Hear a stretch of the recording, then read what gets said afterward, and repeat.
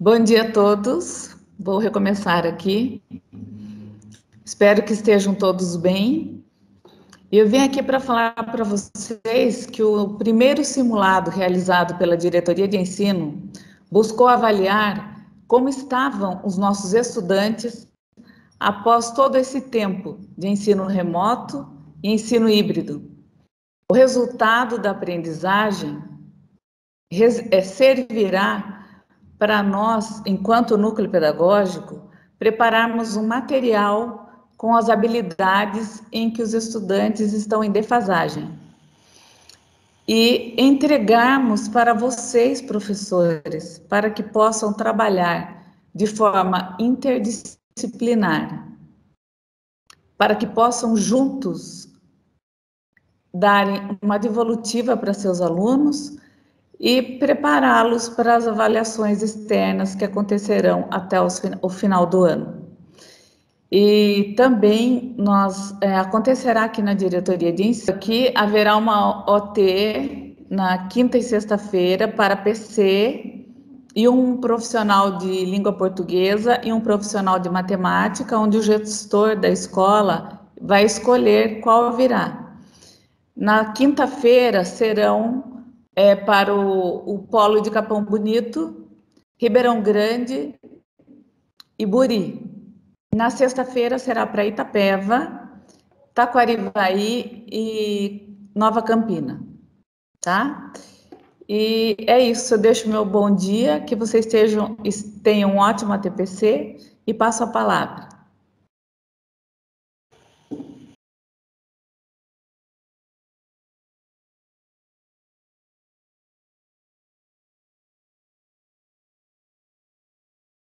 Continuando nosso ATPC,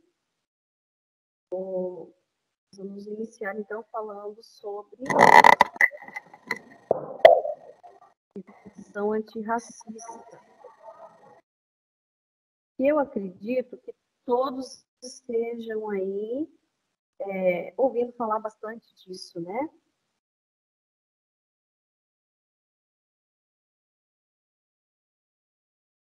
Vamos aqui. Tá?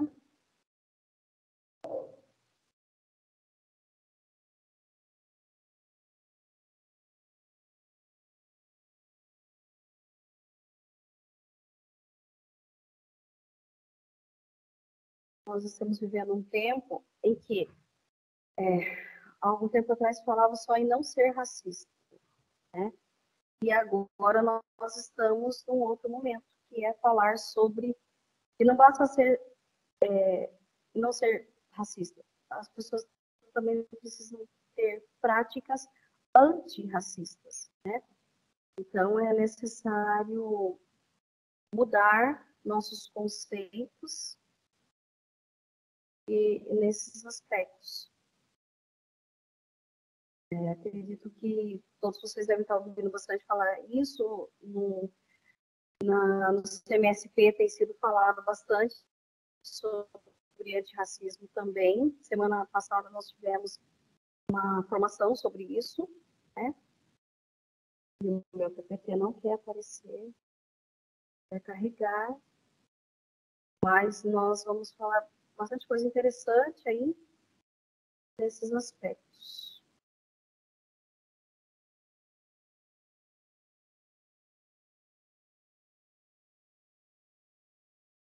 E agora está dando.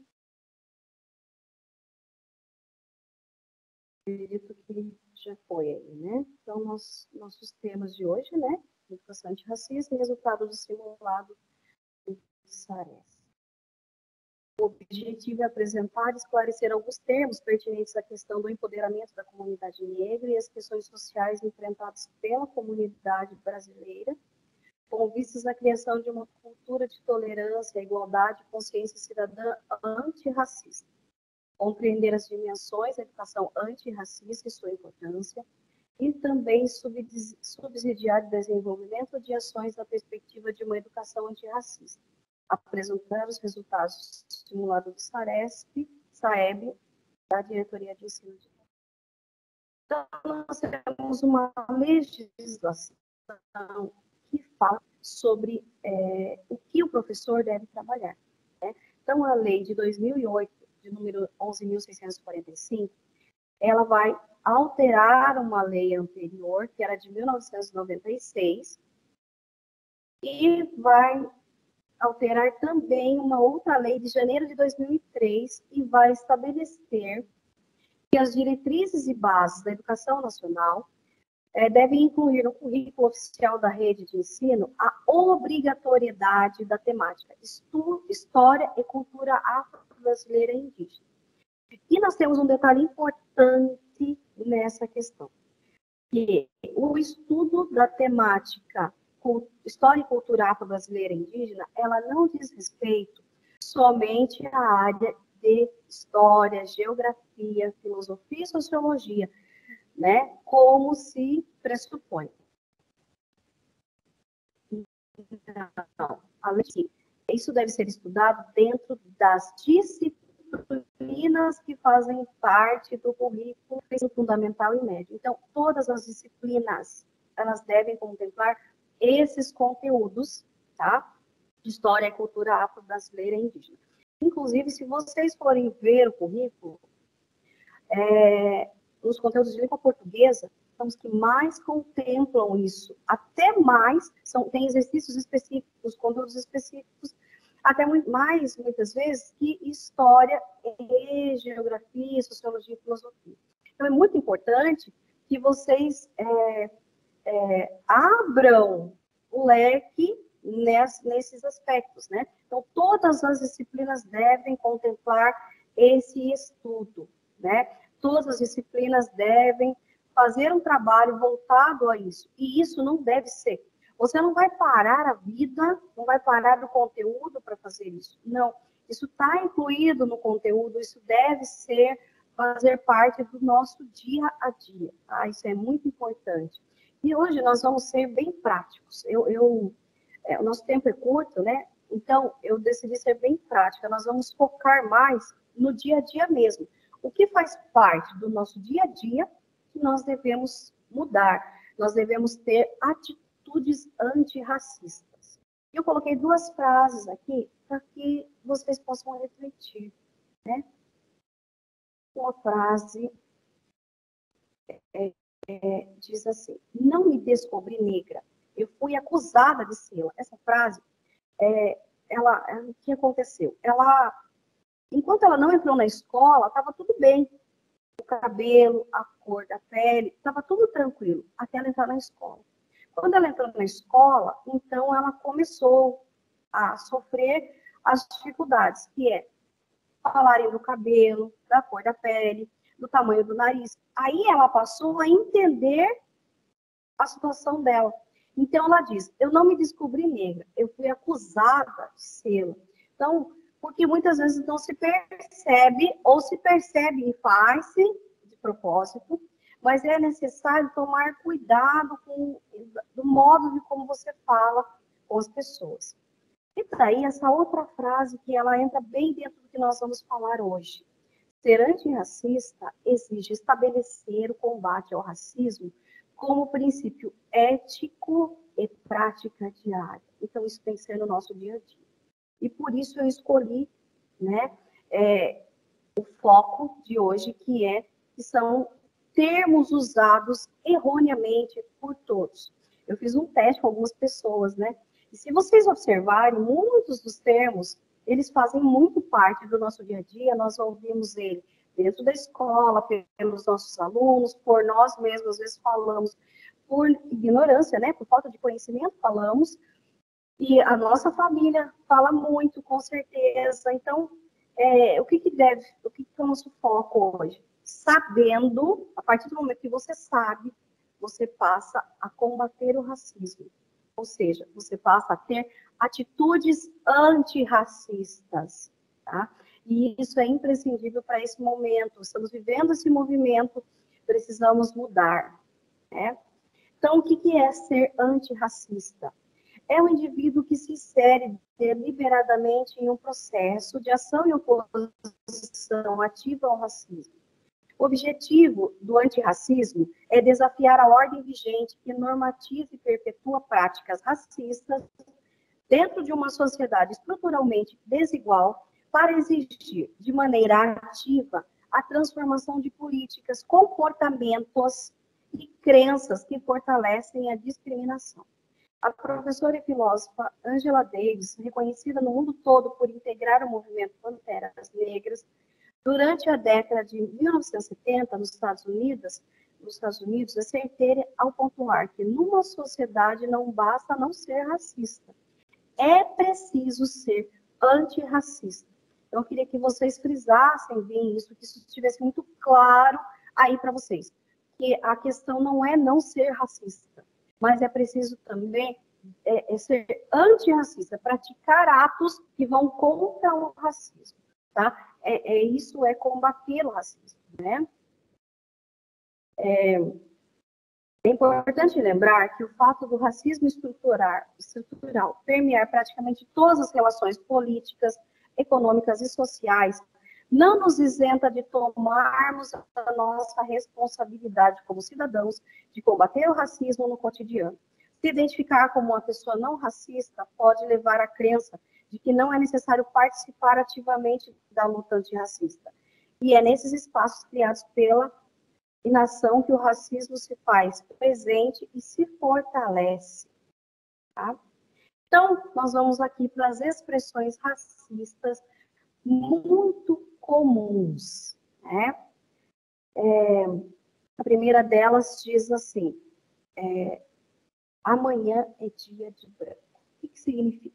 Qualquer pesquisa rápida no Google vai mostrar para você mais de uma origem para essa expressão, e a maioria negando que ela tenha cunho racista. Porém, vivemos em um país onde a escravidão do povo negro durou mais de 300 anos, nós fomos o último país praticamente a abolir, né?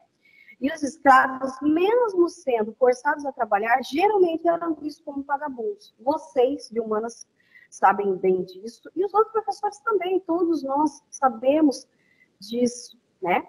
As consequências disso duram até hoje. O negro é sempre visto como a pessoa que faz corpo mole, aquele malandro que não faz nada. Inclusive, entre as opiniões que mais afloram quando o assunto é cotas sociais para negros, a de que não existe esforço da parte e é mais frequente, né? Tanto que pode-se fazer um paralelo na expressão seguinte que vem aí. Serviço de preto.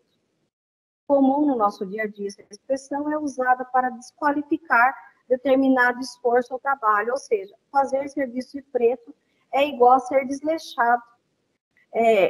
Eu comentando com meu marido isso, ele falou assim que alguns lugares, né, são muito comuns, como oficina mecânica, por exemplo, né, funilaria.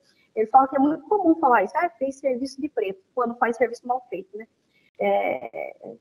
Os homens comentam mais sobre carro, essas coisas, né? Então, uma hora ele comentou sobre isso comigo, né? Então, não dá mais para ser ingênuo e achar que não existe uma racista numa frase dessa, serviço de preto, né? Coisa tá preta.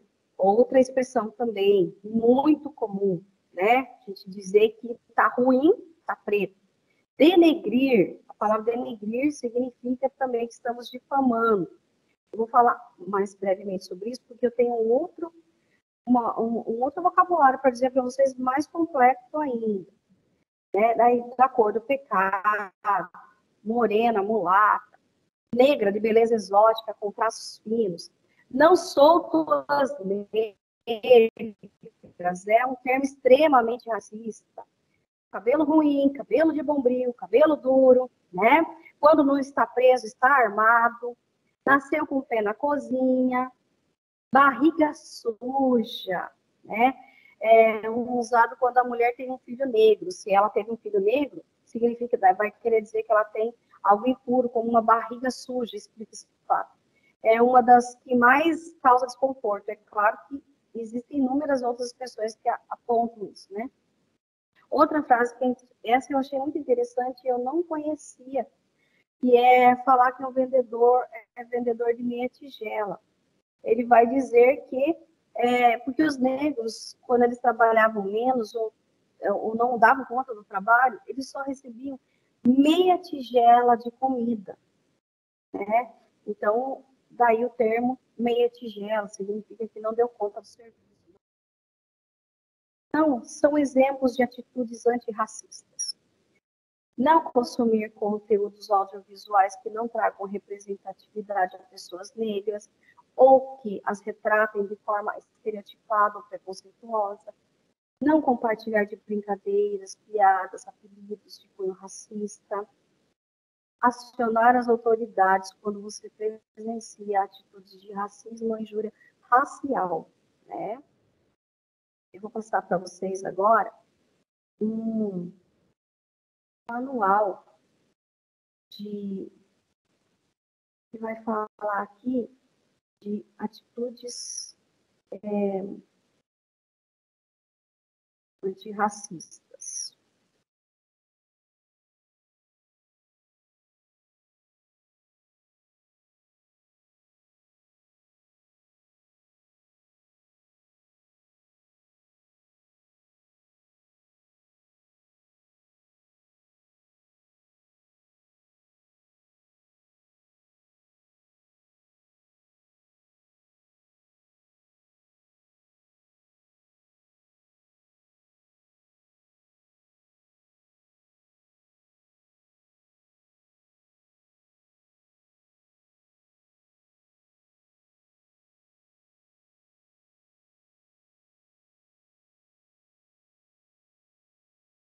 Aqui é um manual, ele tem quase todas as letras do alfabeto. Aqui, ó.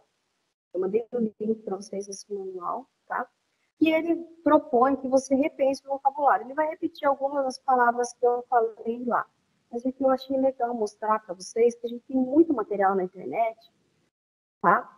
Que ela vai trazer. E aqui ele sugere como é que você fala. Então, em vez de dizer a coisa tá preta, você pode dizer que a coisa está difícil, né?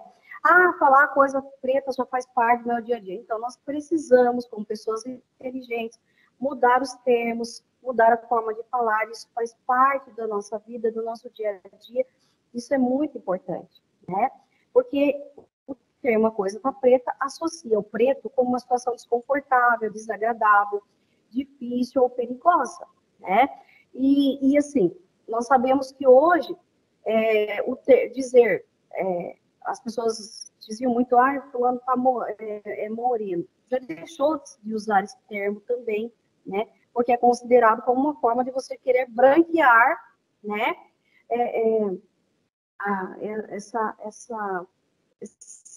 Essas pessoas que fazem parte da nossa população.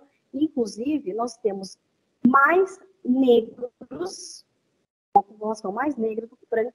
Então, não faz muito sentido a gente não saber lidar com isso, né? Nós temos hoje uma população maior, onde a maior parte é negra. Então, não faz sentido você não saber lidar com isso, falar de forma errada, visto que a maioria das pessoas do nosso convívio são negras, né? Aí tem uma frase do Barack Obama, que eu achei muito legal. A mudança não chegará se esperarmos outra pessoa ou outro tempo. Somos a mudança que buscamos, né? Isso serve para todos os âmbitos da nossa vida. A dar com pau. Outra expressão. Tem origem nos navios que traziam os povos escravizados, quando algumas pessoas preferiam morrer de fome a serem escravizadas. Então, elas eram alimentadas com uma colher, tipo um pau grande, daí vem a expressão a dar com o pau. Então, você deve dizer bastante ou muito, e não a dar com o pau. Até tenho amigos que são negros. Não use essa expressão. É uma frase de defesa quando se aponta alguma atitude ou fala racista. Não utilizar. Repense o seu comportamento. Vivemos numa sociedade racista. Infelizmente, ainda é comum reproduzirmos falas racistas sem nos darmos conta, né? Cabelo ruim ou cabelo de bombril, cabelo duro, você deve falar cabelo crespo, cabelo cacheado, cabelo afro, certo? Devemos também combater o bullying usado quando é falado isso, certo? Cor de pele. cor de pele, gente, é uma briga minha eterna. E eu vou falar bem sinceramente. Todas as minhas filhas no ensino fundamental, aliás, no prézinho, vinham todos falando, desde pequenininha, quando aprendiam a começar a pintar e aprender as cores, ensinavam que salmão é cor de pele, o rosinha claro é cor de pele. E eu sempre explicava assim, olha a cor do vô, meu pai é negro, aí eu falava assim, olha a cor do vô, o vô tem essa cor, né? Aí às vezes mostrava a foto do meu bisavô, do meu avô, eu falava assim, olha aqui, essa é a cor deles. Elas falavam, não, eu falei, então, isso não é cor de pele, isso é salmão, isso é rosa, claro, não é cor de pele. E nós temos que combater muito isso na escola, né? Porque não é cor de pele, porque cor de pele, cada um tem uma cor. Ainda mais no Brasil, onde nós temos aí uma miscigenação muito forte. Nós somos de todas as cores. Brasileiro é quase o único no tom de pele, né? Então, vamos parar com isso e combater isso. Isso deve ser uma coisa que deve ser combatida na escola e com os nossos filhos, né? Porque não existe cor de pele que seja rosa clara ou bege. Não faz sentido, né, gente? Agora, essa frase, gente, cor do pecado, nossa, é triste, né? É utilizada erroneamente como elogio, se associa ao imaginário da mulher negra sensualizada. Em uma sociedade pautada na religião, pecar não é positivo. Ser pecador é errado. E ter a pele associada ao pecado significa que ela é ruim. Outra expressão que faz a mesma associação de que negro é negativo, né? Então, não se deve usar essa expressão. Outra coisa, serviço, trabalho preto, como eu disse, não é legal. Então, use por trabalho errado, e não coisa de preto, serviço de preto, trabalho de preto. Né? Use trabalho errado. Você fez trabalho errado. Fulano fez um trabalho mal feito, certo? Então, não use o termo. Criado mudo. Quem tem criado mudo em casa? Não é criado mudo. Né? Você deve usar o termo mesa de cabeceira, porque é o objetivo dela, ser uma mesa ao lado da cabeceira da cama. Então, esse nome é dado a um móvel que faz referência aos criados que, geralmente escravizados, deviam segurar objetos para seus senhores. Como esses criados não podiam falar, eram considerados mudos, daí o termo criado mudo. Tá? Essa frase aqui também gostei muito. Tudo que você precisa fazer é mover as pessoas só um pouquinho para mudanças acontecerem. Essa frase é muito legal. Outra palavra, denegrir. Essa é uma palavra que as pessoas têm se assustado bastante, né? Denegrir. Você não deve usar ela, você deve usar a palavra difamar. Né? Então, o denegrir tem como real significado tornar negro, escurecer. É usado para difamar e acusar injustiça por outra pessoa, sempre usado de forma pejorativa. Ou seja, utilizar essa palavra pejorativa é extremamente racista. Então, você usa a palavra difamar, tá? Doméstica. Use a palavra empregada ou funcionária, porque as domésticas eram mulheres negras que trabalhavam dentro da casa das famílias brancas e eram consideradas domesticadas. Quando ela se adaptava à casa, ela era, então, considerada domesticada. Tá? Escravo. Substitua por pessoa escravizada e escravidão por escravização. Tá bom? E o escravo trata os africanos como passivos e desprovidos de subjetividade. Os africanos que vieram para o Brasil eram pessoas, reis, rainhas, camponeses, homens e mulheres escravizados contra a sua vontade. Né? Nós sabemos que esse não era o desejo deles. Fazer nas coxas, ou seja, foi mal feito, então você deve falar mal feito. Acredita-se que a expressão vem da técnica utilizada pelos escravos para fazer telhas, por serem artesanais e seguirem os formatos dos corpos. As pessoas não se encaixaram bem umas nas outras, sendo consideradas mal feitas. Então, você diz mal feito, não diz que a pessoa fez nas coxas. Humor negro. Isso é muito comum também, e eu nunca tinha pensado nessa questão, que o humor negro vai virar piada, né? É uma piada de mau gosto e você está relacionando aos negros de uma forma ruim, né? Então, você deve usar a palavra, o termo humor ácido, ok? Indiaiada, nós sabemos que racismo não diz respeito só aos negros, mas também aos índios, né? Então, utilizado para descrever um passeio, atividade ou viagem que não deu muito certo, algo trabalhoso, difícil ou até mesmo chato. O termo é pejorativo, pois indiaiada se refere a um grupo ou conjunto de índios. Utiliza atividade ruim ou viagem chata. E quando diz respeito a pessoas, você também diga que a pessoa não é uma pessoa interessante, uma pessoa legal, né? Não diga que aquela turma é uma indiaiada, aquela turma, a pessoa não diz que a pessoa é um índio, né? Quando se comporta mal, é muito comum. Pessoas se comportam mal, você caracteriza como o índio. Tudo índio. Não. Ela é uma pessoa mal comportada, com comportamento inadequado, mas não deve se referir a índio, né?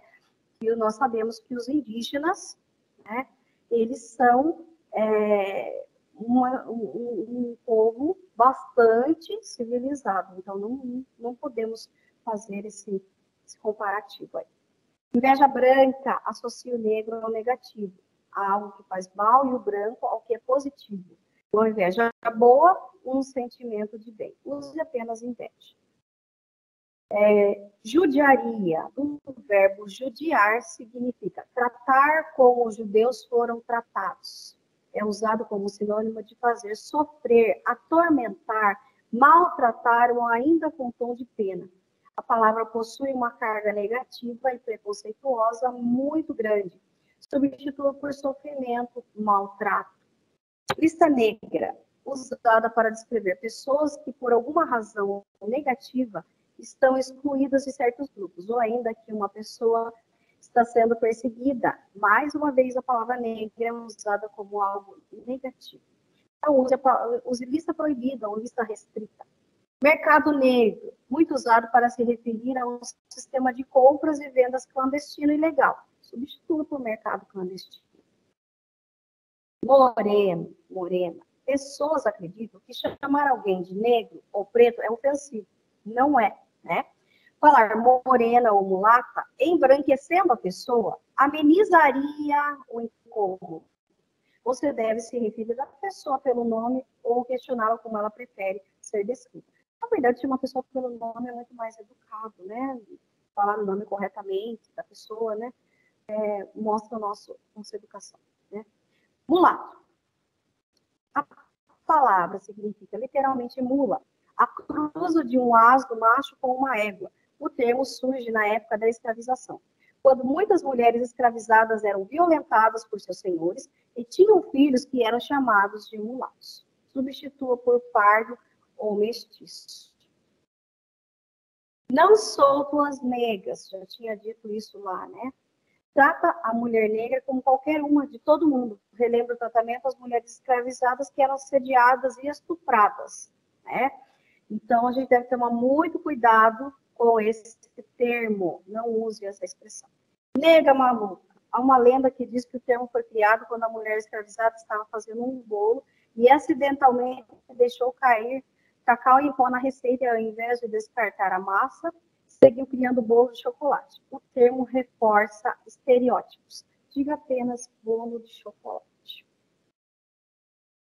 Negrinho, branquinho, doces.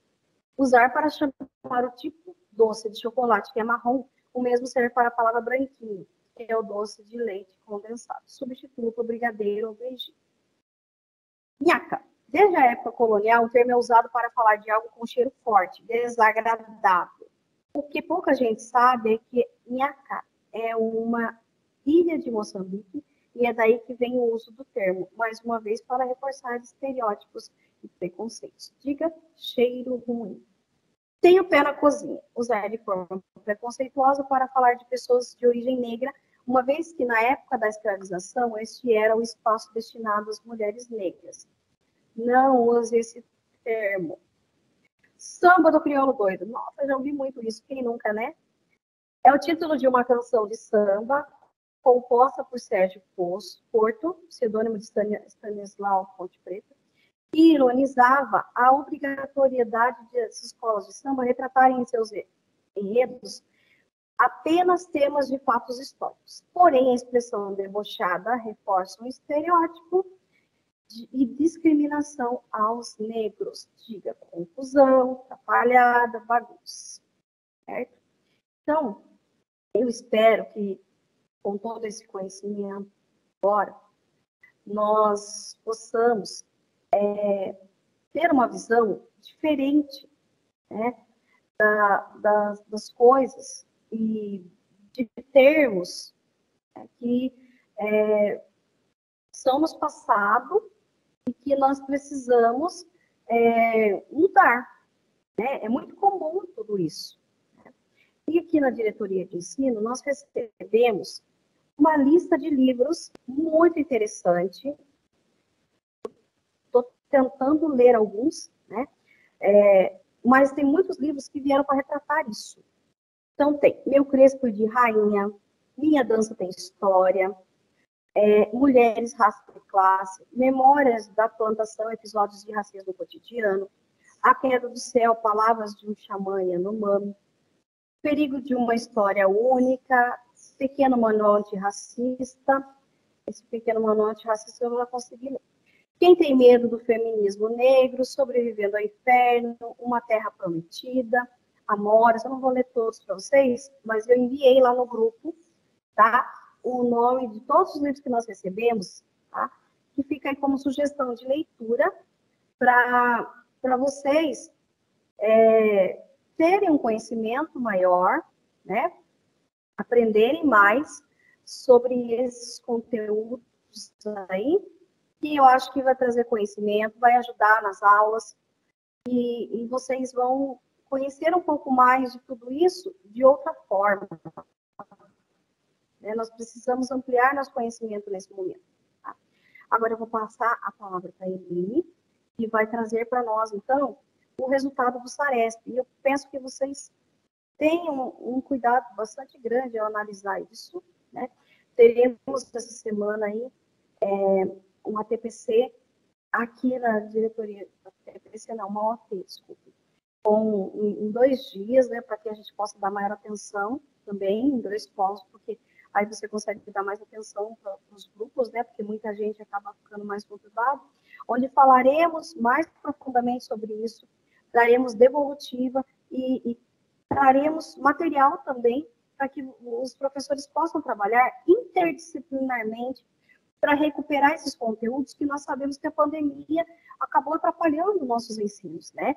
Então, se faz extremamente necessário agora que trabalhemos os conteúdos, porque precisamos recuperar conteúdo, principalmente dos terceiros anos. Então, assim, preparem materiais diferenciados para esses alunos do terceiro ano, procurem buscar, porque eles só têm esses poucos dias agora letivos para recuperar, se preparar, não só para SAEB, mas também para se recuperar para a vida, para os vestibulares e concursos que nós sabemos que farão parte da vida dele.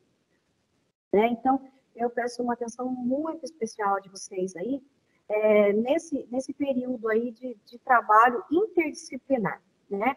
Todas as áreas trabalharão em conjunto, nós enviaremos sugestões de trabalho para vocês, e eu quero frisar bem que são sugestões de trabalho, uma tentativa de diminuir o seu trabalho aí, né? A gente faz a sugestão e você vai adequar ao que você quer e você usa, ou se você preferir preparar um outro material que você acha que vai ser melhor, você também é livre para isso, a gente dá a sugestão, porque às vezes pensamos nós que pode facilitar a vida do professor.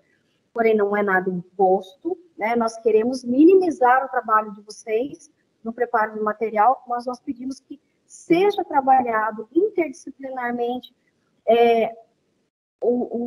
as habilidades que ficaram em defasagem, porque quando nós aplicamos essa prova, né, a pedido do dirigente de ensino, aplicamos essa prova, a intenção era saber quais habilidades não foram contempladas, aonde o aluno ficou com maior defasagem. E depois disso, nós compilamos tudo isso, a Eline fez um trabalho maravilhoso em cima disso, foi tudo compilado, nós corrigimos tudo. Então, foi feito um trabalho onde nós sabemos quais habilidades o aluno está mais defasado. E aí, em cima disso, nós sentamos e vimos quais áreas podem trabalhar em tais habilidades. Então, será um trabalho interdisciplinar para que possamos correr uma tentativa de minimizar os danos causados pela pandemia. Se vamos conseguir totalmente, nós não sabemos, né? Mas nós temos que tentar. Nós não podemos falar assim, não, eu não vou fazer nada, já foi, já acabou o ano. Não, o ano não acabou.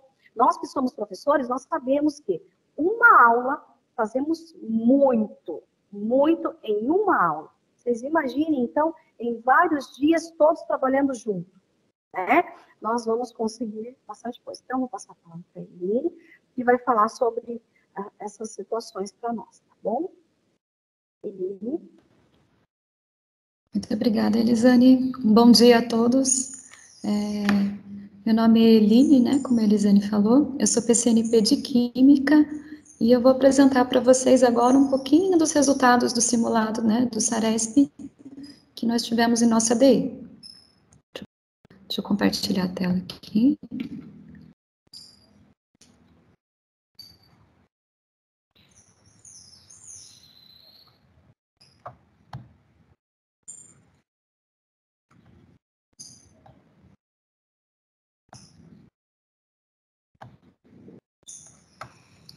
Então, o que é esse simulado que nós realizamos, né? Então, os nossos alunos, eles estão acostumados a sempre a gente estar passando por essas avaliações externas.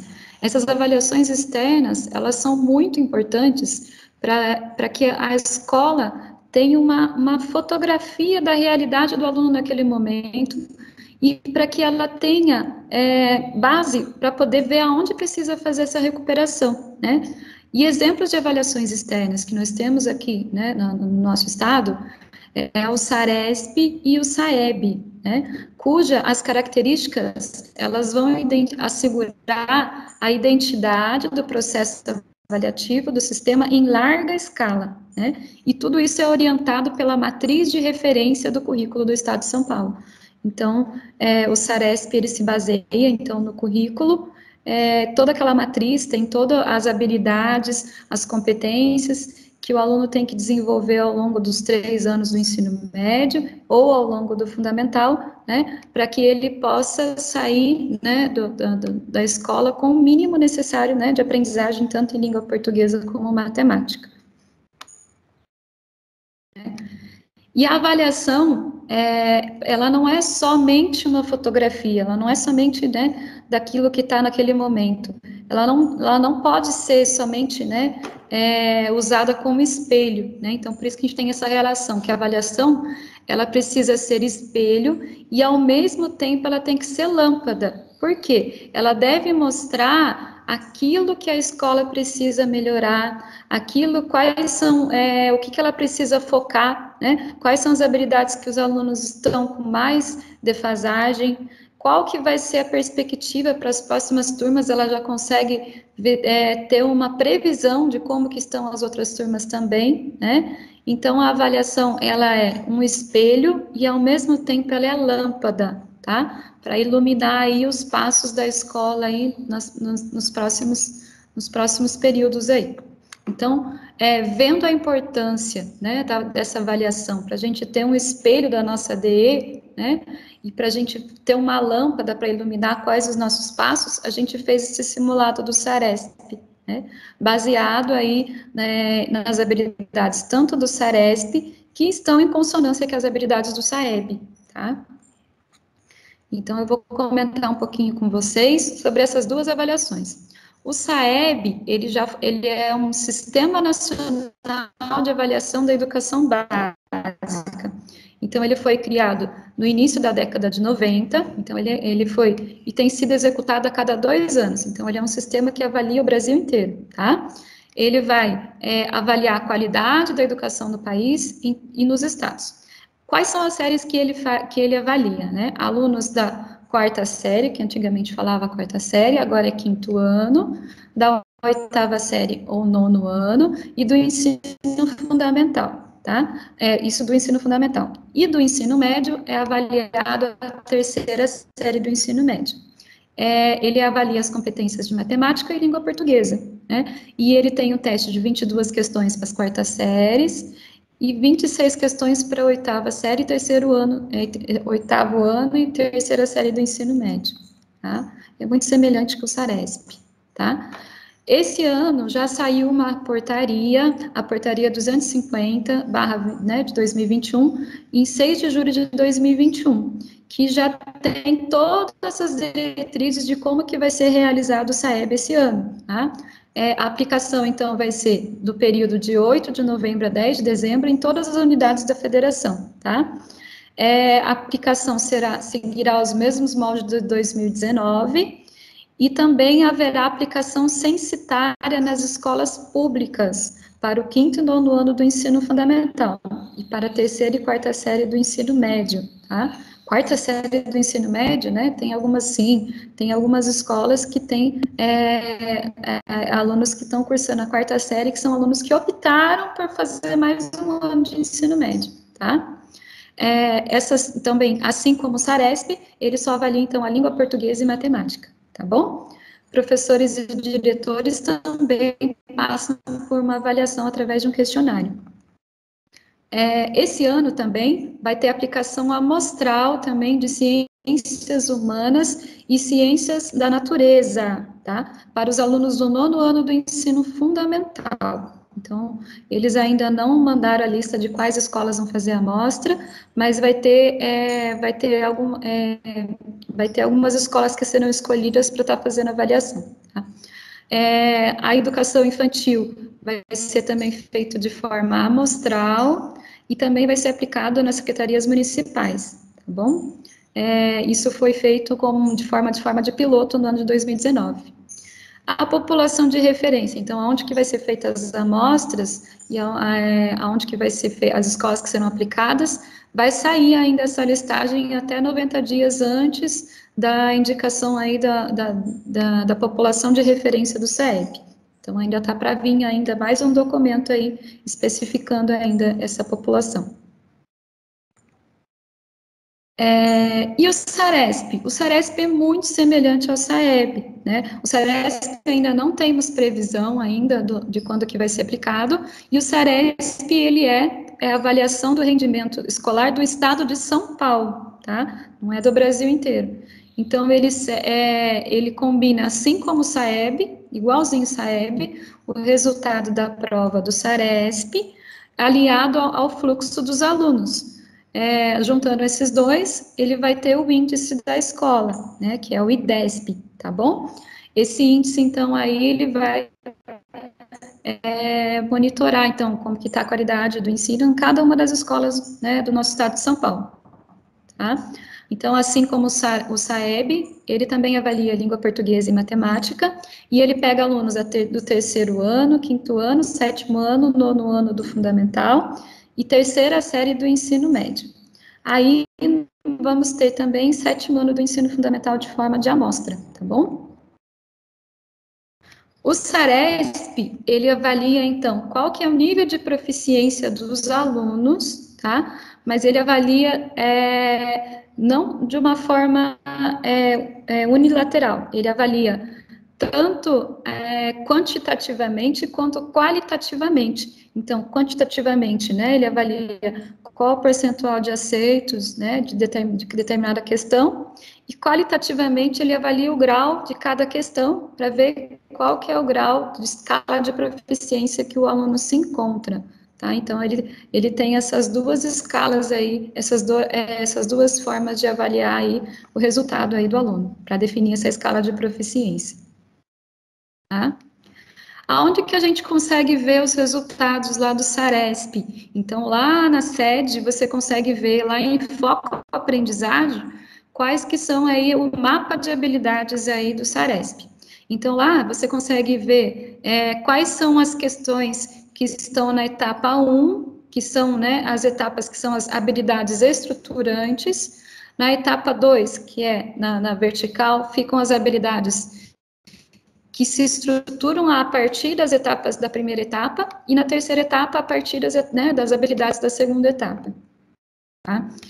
Então, lá na sede vai estar um mapa de habilidades, né, desse modelinho. Então, o que nós podemos ver aí, lá no patamar embaixo, né, na linha horizontal? Nós temos as 3 grupos, né, tanto vermelho como laranja como verde, são as etapas estruturantes, as habilidades estruturantes, que é a base, né, para poder desenvolver as outras habilidades. Então, às vezes, os alunos nossos voltaram com tanta dificuldade nessa pandemia, que eles têm muita dificuldade nessas habilidades que estão aqui nessa etapa. Então, é muito importante que vocês foquem primeiro na retomada dessas habilidades, que estão na parte de baixo, né, que são as habilidades estruturantes, para daí você conseguir desenvolver as próximas etapas, que é a etapa 2 e a etapa 3, né? Aí, dependendo do número da porcentagem, né, de domínio dos alunos, né, eles vão classificando elas em baixo, médio ou alto. Então, esse aqui é um exemplo de uma escola, né, em que a maior parte das habilidades se encontra da etapa 1 se encontra no nível baixo, né, e nenhuma habilidade se encontra no nível alto, que daí vai de cada escola, né. O ideal é que todos fiquem nesse verde, né, que todo mundo consiga ter um grau de domínio alto dessa habilidade. Mas é muito importante você seguir essa sequência, né, ver quais são as habilidades estruturantes, e daí para você partir para as próximas etapas aí, que é a etapa 2 e a etapa 3, tá? Aí, baseado, né, nessas habilidades estruturantes, nas habilidades do SARESP e nas habilidades do SAEB, o Núcleo Pedagógico, então, elaborou esse simulado da diretoria de ensino para a gente ver o que a gente precisa recuperar nos alunos agora nesse final do ano e o que a pandemia fez, né, na defasagem aí dessas aprendizagens, né? E daí nós vamos ver um pouquinho sobre esses resultados. As escolas, elas receberam uma planilha com a tabulação das respostas de todos os alunos. Então, vocês conseguem abrir, né, escola por escola, né, no caso, a sua escola, você vai clicar, é um documento em PDF que foi enviado para as escolas, e daí você consegue abrir uma planilha aonde foi feita a correção, que foi feita a tabulação. Eu vou abrir para vocês, bem rapidinho.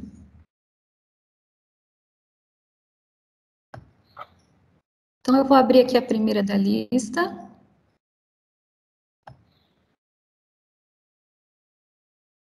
Que é a Agrovila.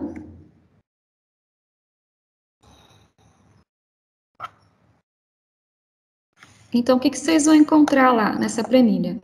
Nessa planilha, você vai encontrar nas abas as salas, tanto com a prova de LP, como a prova de matemática, tá?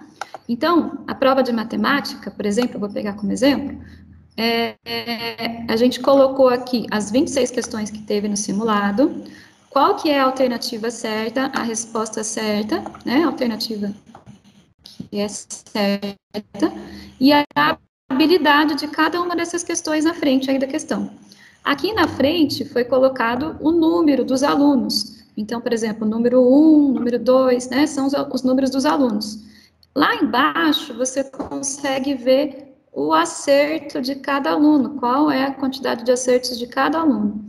Então, aqui você já consegue fazer uma classificação daqueles alunos que estão com mais dificuldade, aqueles que estão, né, que não estão precisando recuperar menos, tá bom? Além de você ter esse mapa de ver quais são os alunos que estão com mais defasagem, vocês podem também pegar o simulado que ficou na escola e aplicar para aqueles alunos que não vieram. Então, por exemplo, o aluno 3, por exemplo, que faltou, um dia ele voltou para a escola, né, a gente fez uma busca ativa, conseguiu fazer que ele voltasse para a escola. Eu posso digitar, né, o resultado do simulado? Pode, digita, e daí ele já vai corrigindo, por exemplo, a letra C, né, e daí ele já vai ficando salvo, tá? E daí lá embaixo você já consegue ter o número de acertos de cada aluno, tá? Depois que você fez, né, essa parte, né, da avaliação, que foi o que a diretoria de ensino fez, a gente fez um mutirão de todos os PCNPs para digitar todos esses gabaritos aí nessa planilha, tá? Lá no final, tem o número de acertos de cada aluno. Então, de cada questão, desculpe. Por exemplo, a questão 1, né, de todos os alunos, teve 7 acertos. De 6 acertos, tá? Aí, mas aqui eu consigo saber a porcentagem, né? Aqui ainda não consigo saber qual que é a porcentagem de acerto da sala. Aonde que eu vou ver a porcentagem de acerto? No estudo por questão. Aí aqui, na hora que você digita lá, ele já vai sair automaticamente aqui a porcentagem de acerto. Por exemplo, para a questão 7, 58% dos alunos acertaram, baseado, né, que na prova vieram realizar 12 alunos, né? Então, dos 12 alunos, 7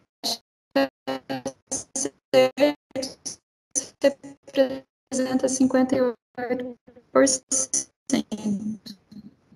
tá? Então, aqui você consegue ver quais são as questões que os alunos encontraram mais dificuldade. Por exemplo, a questão que teve o maior então, vocês podem colocar de que ela se encontra e tentar dar um foco maior nessa habilidade. Em língua portuguesa, é aqui do lado, né, o número de acertos por questão, também é a mesma coisa, e a porcentagem de acertos, tá? Então, aquele que está mais em verdinho, tem questões aqui que teve 100% aqui, e aqueles que estão mais em vermelhinho são aqueles que tiveram um número mais baixo aí de acerto, tá bom? Então, fizemos essa avaliação aqui, fizemos a tabulação, e pelo número de acertos, nós fizemos a divisão aí dos abaixo do básicos, né? Abaixo do básico, básico e adequado, tá bom? Que eu vou mostrar para vocês. O SARESP, ele tem uns níveis de proficiência diferente um pouco. Então, por exemplo, abaixo do básico são aqueles que têm domínio super insuficiente das competências desejáveis para o ano, né? Então, insuficiente, então, ou seja, não tem. Básico demonstra domínio mínimo, tá? Adequado demonstra domínio pleno, né, o ideal adequado, e avançado é aquele que demonstra domínio extra, né, acima do requerido do ano, tá? Então, aqui na nossa diretoria, a gente fez a seguinte classificação. A gente colocou abaixo do básico, aquele aluno até 30% de acerto, ou seja, de 0 a 8 questões. Básico, a gente colocou de 31% a 59% de acerto, de 9 a 16 questões. Adequado, de 60% a 89%, e avançado, de 90% a 100%. E daí o resultado que nós obtivemos da nossa diretoria de ensino foi muito preocupante, né? Tanto em língua portuguesa quanto em matemática. Então, em matemática no ensino médio, 47% dos nossos alunos estão abaixo do básico, né? Então, eles estão com defasagem em conteúdos lá do ensino fundamental, né? Então, a gente tem que começar a fazer essa retomada de conteúdos lá do fundamental, conteúdo simples, né? As habilidades mais simples são aquelas habilidades estruturantes, para daí a gente entrar nessas habilidades um pouco mais difíceis. Básico está quase a mesma coisa, 49%. Adequado, somente 4% se encontra adequado, e nenhum avançado, tá? Língua portuguesa no ensino médio, nós temos...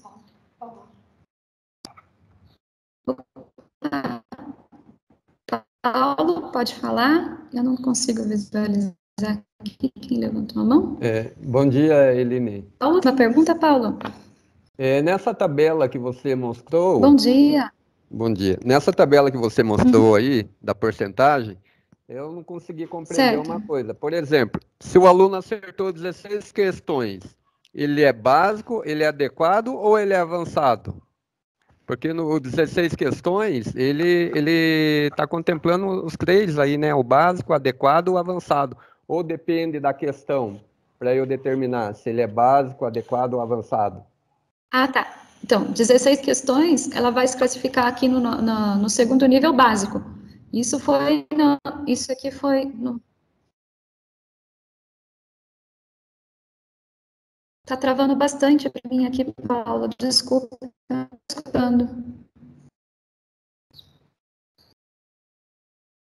Eu acho que caiu agora.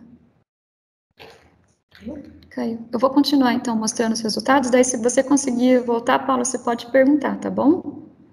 Mas aqui, se for 16 questões, aí se encontra no nível básico, daí, no caso. Essa aqui foi uma classificação que a gente fez da diretoria de ensino, tá? De 31% a 59% de acerto. Por que a gente fez dessa forma? Porque as habilidades do SARESP, elas fazem um cálculo pelo nível de acerto de cada aluno, para saber se a questão vai ser uma questão de nível fácil, uma questão de nível mais avançado, né? E daí elas fazem também pela habilidade e pela escala de proficiência. Então, é uma estatística, assim, bem mais complicada, né? E a gente, para poder facilitar, a gente fez dessa forma, para poder facilitar aí a correção aí. Tá bom? Aí, LPL, nós temos 9% abaixo do básico, então a gente tem que se preocupar muito com esses alunos abaixo do básico. Então, qual a sala que tem mais alunos abaixo do básico, a gente tem que dar uma atenção maior para essa sala, tá? 49%, né, é básico, né? 43% adequado e 0% avançado, tá? Ensino fundamental, matemática, nós estamos um pouquinho melhor no ensino fundamental que no ensino médio. Nós estamos com 38% abaixo do básico, então, mas ainda é preocupante, né? 38% é um número alto, 58% no nível básico avançado, tá? E a LPL nós temos um pouquinho de avançado, então, assim, só 5% abaixo do básico, 28% básico, 63% adequado, então, a maioria aí se encontra em um nível adequado aí, seguindo os critérios aí que a gente elaborou pela diretoria. E o legal é que nós temos também 2% de aluno avançado, ou seja, alunos que acertaram ou 25 ou 26 questões, ou seja, quase gabaritaram, né, o questionário, acertaram tudo, tá? Aí, baseado abaixo do básico, no básico e adequado, o dirigente, ele fez um cálculo para saber uma previsão de quanto que vai ser o nosso IDESP segundo esse simulado. Então, ele pegou o fluxo de cada escola, calculou os números de alunos abaixo do básico e adequado, e ele fez essa classificação aí para ver se a escola atingiu ou não a meta, tá? Então, baseado aí nessa nota, os que estão em verdinho, se fosse o simulado do SARESP normal, seria aí aqueles que conseguiram atingir a meta, e aqueles que estão em vermelho ainda não conseguiram atingir, tá bom? Então, a gente pode perceber que tem os resultados semelhantes aí ao do SARESP mesmo. E agora, eu vou mostrar para vocês quais são as habilidades que mais alunos tiveram dificuldade nas disciplinas, tá? Percebam que, por exemplo, a questão 20, que teve só 15% em matemática, ela é uma questão, por exemplo, identificar fusos, latitudes, longitudes com propriedades características da esfera terrestre. O professor de geografia poderia estar ajudando, né? Então, todas as disciplinas podem ajudar. Todas as disciplinas, elas têm um papel fundamental agora, porque a gente tem pouco tempo, tá? E o foco agora, esse final do ano, é tentar recuperar o máximo possível essas habilidades em defasagem, tá? E daí tá a escala aí de porcentagem de cada questão aí e a habilidade que cada uma delas. O legal também é que eu coloquei também a porcentagem de acerto de cada alternativa para ver quais que eles erraram mais. Então, por exemplo, a questão 20, a alternativa correta é a letra D, né? Mas os alunos, eles colocaram mais a letra B. 49% dos alunos colocaram a letra B. Então, pode ser feita uma análise por que os alunos escolheram a letra B. O que levou o que levou ele a ter escolhido essa questão? Isso é muito importante, até nas nossas avaliações. Às vezes os alunos erram, né? O erro mostra muito mais do que o acerto, né? O erro, a gente consegue ver, é o caminho que a gente precisa melhorar, né? Então, baseado nas respostas da maioria dos alunos, você consegue ver qual que é a falha sua, o que você precisa recuperar mais nos alunos, né? Qual que é o conceito que ele está tendo, né, para poder ter errado essa questão. A questão 8 também, a resposta certa era C, mas 54% colocou a E. Por que será que eles colocaram aí, né? Então, esse aí é um resultado legal também. E aqui está a continuação. A média de acertos de matemática foi 35% no ensino médio. Então, percebam que a gente precisa recuperar muito a matemática, está precisando, assim, de uma ajuda muito maior de todos aí, porque ela foi uma das áreas aí que sofreu muito mais com a pandemia aí, tá bom?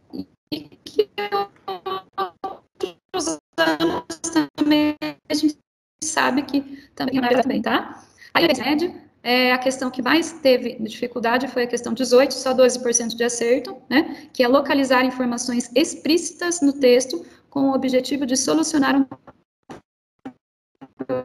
problema proposto. Então, foi essa aí que eu dar. E a LPL, a porcentagem aí, a média de acertos aí foi 58%. Então, um pouquinho melhor aí, tá? Matemática no ensino fundamental, aí aqui tem também toda a escala, quais são aquelas que tiveram maior e menor, tá? E a média de acertos aí no fundamental foi 39%, né?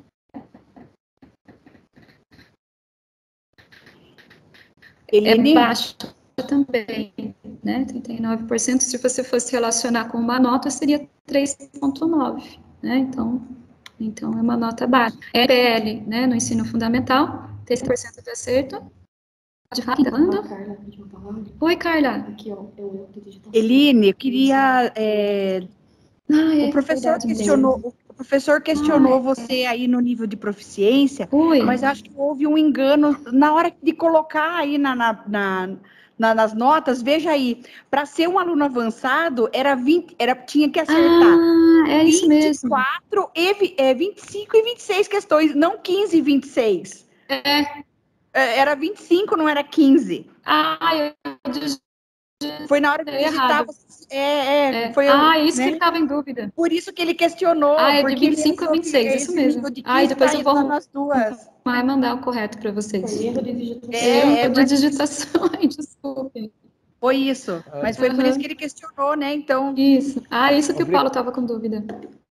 Por isso. Agora eu compreendi. A porcentagem está certa. É só o número, a quantidade de questões aí. Mas agora eu compreendi. De 17 a 24 questões eram no número adequado e 25 e 26, quem acertasse 25 e 26 questões, aí estava no avançado, né? Então foi isso. Obrigado. Tá bom, passa a palavra. Desculpe aí, eu vou arrumar e já mando para vocês corrigido. Então, matemática, então, no ensino fundamental, 39% de acertos, né? E no fundamental, a LPL teve uma média aí de 70%. Então, a LPL foi um pouquinho melhor, né? E para a gente finalizar, né, eu vou passar uma mensagem para vocês que o nosso dirigente encaminhou para as escolas, tá? E falando o que a gente precisa aí fazer aí até esse final do ano aí, tá? Então, isso aí foi a fala que ele mandou por e-mail para todas as escolas. A pandemia trouxe muitos prejuízos educacionais, sobretudo para a área de matemática. Estudantes do 9º ano do ensino fundamental e 3ª série do ensino médio precisam estar presentes na escola. Não tem como recuperar se não está presente, né? A gente sabe que a aula no remoto também funciona, mas a gente sabe que no presencial é muito melhor. É muito mais fácil você conseguir acompanhar o aluno que está com dificuldade, né? Trabalhar 100% o cronograma integrado. O cronograma integrado, ele vai mostrar quais são as habilidades lá do aprender sempre, né? Então, ele tem todo o cronograma daquilo que vai ser aplicado até o final do ano, né? Todas as habilidades que vão ser trabalhadas, né? Tem todo aquele cronograma certinho do aprender sempre. E as habilidades essenciais também, né? Então, foram escolhido um rol de habilidades que são mais essenciais. Escolas com baixo fluxo, né? Então, tem algumas escolas que estão baixo fluxo, devem intensificar a busca ativa. Quais são as ações da diretoria de ensino? Então, nós vamos realizar na quinta e sexta-feira agora uma OT, que nós vamos fazer a contextualização de todas as disciplinas com as habilidades do SARESP, tá? Então, na quinta e sexta-feira vai ter essa OT para professores de matemática, língua portuguesa e para o professor coordenador da escola, tá? O carro oficial, ele também, o dirigente também está disponibilizando, caso a escola não tenha, precise, para poder melhorar aí nessa busca ativa, que é o carro da diretoria de ensino. Ações nas unidades escolares, utilizar o Grêmio Estudantil para engajar o retorno presencial dos estudantes. Então, o Grêmio aí pode ser um grande apoio aí para a retomada dos estudantes. E elaborar um plano de ação local para superar essas defasagens que os seus estudantes apresentaram. Então, é muito importante agora vocês sentarem com esses resultados e fazer esse plano de ação, né, para a gente conseguir, até o final do ano, tentar recuperar o máximo possível dessas defasagens, né, em língua portuguesa e matemática, tá? A hora de reverter os prejuízos educacionais causados pela pandemia é agora, não ano que vem, tá bom? Então, gostaria, desculpe um pouquinho ter passado um pouco do tempo, gostaria de agradecer a todos pela presença.